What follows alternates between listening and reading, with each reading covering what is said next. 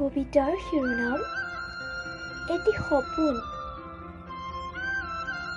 কবি কৃষ্ণ বৰুৱা, পাঠ কৰিছে নিকুমণি লস্কৰ। হেই, কি জানা? মোৰ হৃদয়ৰ সেই বিশেষ কোণটো এতিয়া মাথো তুমি। ঘূৰি যাওঁ ব'লা সেই ভাল লগা দিনটোলৈ,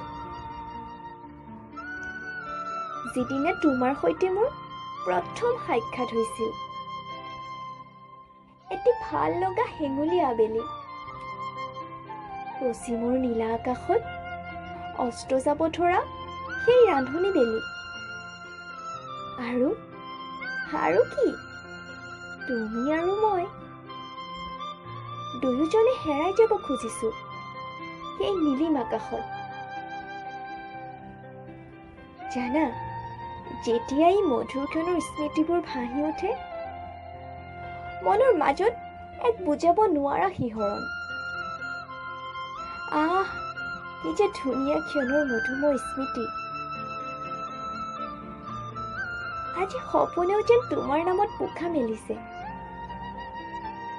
লাহে লাহে তুমি আৰু মই আমি হোৱাৰ আশাৰ বাটত। এটি সপোন, তুমি আৰু মই, দুটি ৰেঙনি, তুমি আৰু মই আমি হোৱাৰ সপোন।